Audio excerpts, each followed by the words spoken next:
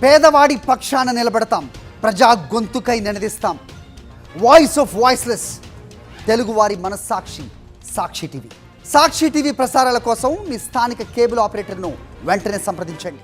ఏ మాయ చేసావే మూవీతో టాలీవుడ్లో సూపర్ హిట్గా నిలిచింది. నాగ చైతన్య, సమంత హీరోయిన్లుగా యాక్ట్ చేసిన ఈ మూవీకి గౌతమ్ వాసుదేవ్ మీనన్ దర్శకత్వం వహించారు. సమంత ఈ మూవీతోనే టాలీవుడ్ ఎంట్రీ ఇచ్చింది. ఈ లవ్ ఎంటర్టైనర్లో జెస్సీ పాత్రలో మెప్పించింది. 2010లో రిలీజ్ అయిన ఈ రొమాంటిక్ ఎంటర్టైనర్ బాక్సాఫీస్ వద్ద భారీ వసూళ్లను సాధించింది. దీంతో ఈ సినిమా రిలీజ్ అయి జూలై 18 నాటికి 17 ఏళ్లు పూర్తవుతుంది. ఈ నేపథ్యంలో ఈ మూవీని రిలీజ్ చేస్తున్నారు. ఈ సందర్భంగా ఓ ఇంటర్వ్యూకి హాజరైన డైరెక్టర్ గౌతమ్ వాసుదేవ్ మీనన్ ఈ సినిమా గురించి మాట్లాడారు. మొదటి ఏ మాయ చేసావే సినిమాకు హీరోగా నాగ చైతన్యను అనుకోలేదని తెలిపారు.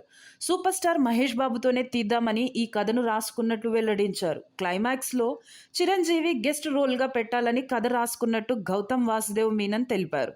క్లైమాక్స్ భిన్నంగా ఉండాలని మెగాస్టార్తో ప్లాన్ చేశానని చెప్పారు. కాగా జూలై 18న ఏ మాయ చేసావే రిలీజ్ కానున్నట్లు ఇప్పటికే మేకర్స్ అఫీషియల్గా అనౌన్స్ చేశారు.